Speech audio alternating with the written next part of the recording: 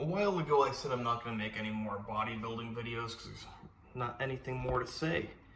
But what I should have said is I'm not going to make any more bodybuilding videos until there is more good stuff to say. Now I think I've made a couple since then, kind of following the format of this one. But there's some more bodybuilding stuff I want to talk about. So I decided I'm going to do another bodybuilding competition today. It's, I think, 16th of September. It is on the 1st of November. Prejudging on the 31st of October. Mainly, I just need to lose body fat. That's what I always need to do, what I always don't do enough of. But as usual, I'm also focusing on getting as big as possible. Now, hopefully, I don't keep repeating the same mistake and focus too much on getting big and not enough on getting lean. That's not the point of this video. So I'm working out hard again, trying to get my body back into bodybuilding mode, trying to get muscles to blow back up while not eating it too much. I can easily blow up quickly if I eat a lot. Now, I didn't shrink down so much since my last competition. I did shrink down, but not a crazy amount. Like, I shrunk down quite a bit, but not as much as some other times. Okay, but let's get to the point of the video. Yesterday, I did as I usually do, and I did bench press starting with the bar. Then, standard would be like a 20 kilo on each side, which is like a 45 plate, and then another 20, then another 20. But if there's different plates laying around, like right on the bench, I'll put a 25 on, then I'll put a 15, then I'll put a 20. It ends up still being the same amount of weight, but how I get there is a little bit different. I don't really care. So yesterday I did 25, then added 15, and then I put a 20. So, 140 kilos in total. I did 6 reps. Took a good long break, and I'm like, okay, I'm gonna do another set. And I could feel like, gotta be careful with this one. My shoulder, I got like a tiny little bit tweaked in the first set. It doesn't really matter, but I could feel like probably should have been my last set. But I did another set, and no big injury or anything, but I only got 3 reps, and things didn't feel good. And now I've got to recover from that. I could have got the optimal stimulus to injury ratio if I had stopped after that first full set. Now, it wasn't actually my first full set, because when I do 100 kilos, I do a real set. So I do a high rep set with 100 kilos. I got 19 reps yesterday. My max is like 21, maybe 22. I know I've got 21. So I got 19 reps of 100 kilos, and I did 6 of 140 kilos. And that's where I should have stopped, but I didn't. Today, I made sure to learn from my mistake. I did squats. Now, I haven't done a lot of squats lately because my back can't handle it. My upper back, my lower back, mostly. My lower back actually does pretty good with squats. Doesn't do good with deadlifts nowadays. But my upper back does not do good with squats. And for years, I've actually continuously made and deleted a full video on chronic pain. But yeah, I have pain all the time. I try to keep it to a minimum. And I love doing squats. But I love not being in more pain more than I love doing squats. Like, if I can reduce the pain, yeah. But today I decided my legs are actually looking great. I think because I'm walking up a bunch of stairs every day. My class is on the 8th floor. I go up, I go down, I go up, I go down. My legs have been looking great. But I decided I'm gonna do squats today. And there were 25 kilo plates nearby. So I'm like, okay, I'll use 25s today. I can't actually squat the bar due to my body dynamics at this muscle mass and this flexibility. If I put the bar, now I can barely grab a bar in my back. I actually tear my chest. I'm not exaggerating. I literally tear my pec slightly to grab the bar to do a squat. I have to first do reverse flies with a stretchy band to get those muscles kind of squeezing, and then I stretch with the reverse band, and then I still tear my chest a tiny little bit. But that's not what, I'm kind of like lean, when I get that bar on me, if I try to squat down, just the dynamics of it, I will fall forward. I need that heavy weight pulling me back. So I can't warm up with the bar anymore. When I'm smaller and my dynamics are different and I sit more upright rather than leaning forward, I warm up with the bar. So today I warmed up with the 25, then did another 25. I think when I had the second 25 on there, I did 12 reps. So I did 12 reps, with long breaks, and then I put the third 25 on. And it's not a ton of weight. It's a solid amount of weight, especially when you aren't doing squats. I've just been doing leg extension, leg curl. I call it hip thrust machine. I'm just going to avoid saying what I actually call it to avoid comments, but hip thrust machine. And usually overall, my legs deteriorate doing that. For whatever reason, although they're not the biggest they've ever been, I think it's the combination of having been doing like some moderate to lightweight deadlifts that have been hitting my hamstrings a lot, combined with the stairs.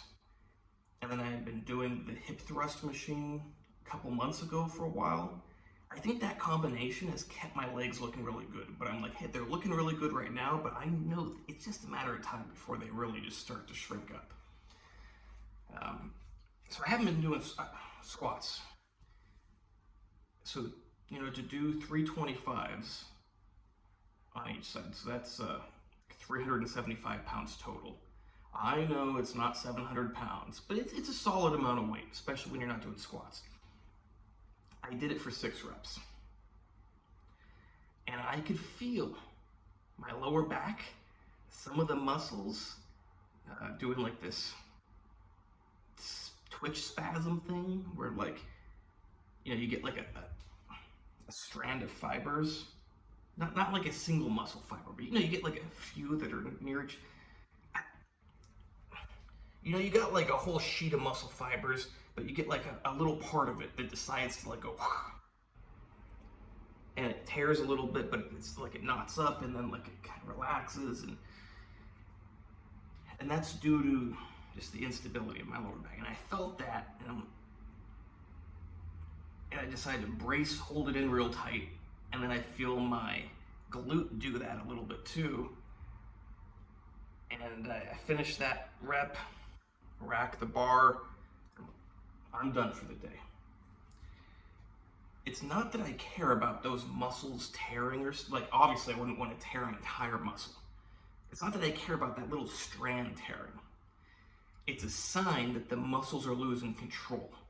If too many of the muscles in my lower back or wherever were to stop contracting properly, that means my spine would lose its stability and slip out of place. And the last thing I want is a spinal injury. I've had enough. I don't want more. I don't want to make anything worse. So when I felt that the muscles could no longer act, luckily they still acted as a brace, but when they were starting to fail in their role of acting as a brace, holding everything in place, that's it. I'm not going to push it for another 1 or 2 reps and risk them collapsing. Whether it's because they spasm up, they knot up and that screws everything up, or they give out and that messes everything up. Whatever it may be, I don't want to figure out what's going to happen. I don't want the consequences of that. So I rack the bar, done for the day. That's how it is. And I've often worked out very close to the 1 set thing, but I often did 2, and now I'm really leaning towards doing 1. Now I prefer to be able to do 5 sets I think I look my best when I can do 5. I can get a lot of size doing less, but I get the definition when I do more. But in terms of stimulus to injury risk ratio, I'm thinking it's really sometimes the way to go to just do one heavy set. Because I do like to do one medium set and then one heavy set.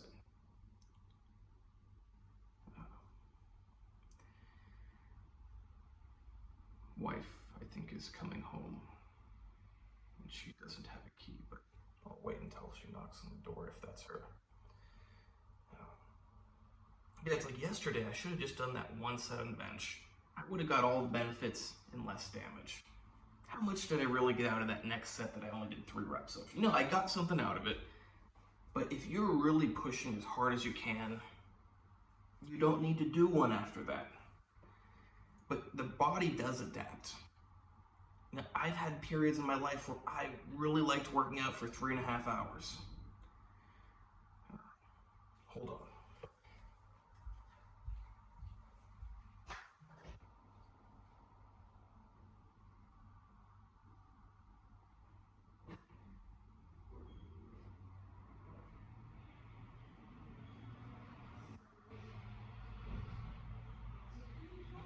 Not yet, I'm recording the video.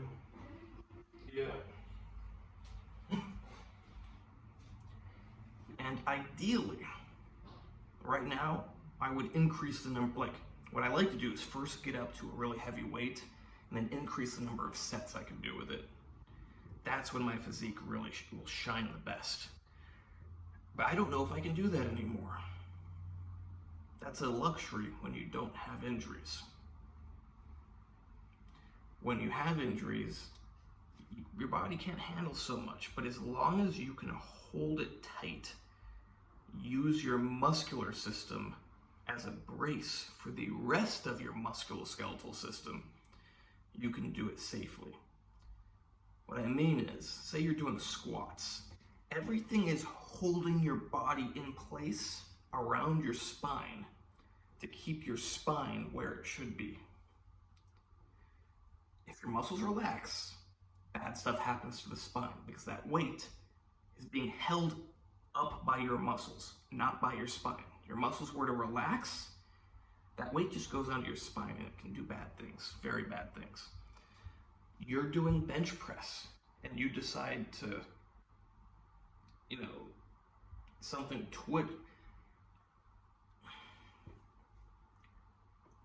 it's a chain. If one muscle were to give out, all of a sudden all the other ones in the chain would try to compensate. And if it's a really heavy weight, they cannot compensate and they will tear. Now, of course, you could also drop the bar on yourself and have bad stuff happen because of that.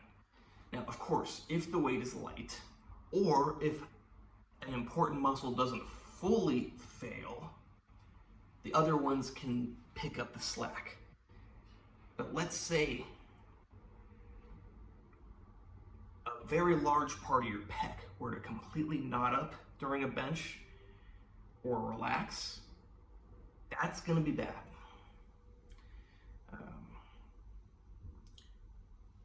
You need whatever chain of muscles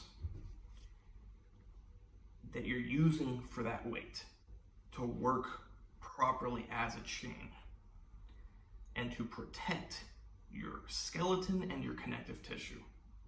Because when the muscular chain cannot hold and move the weight properly, that weight is now going on to your skeleton and connective tissue.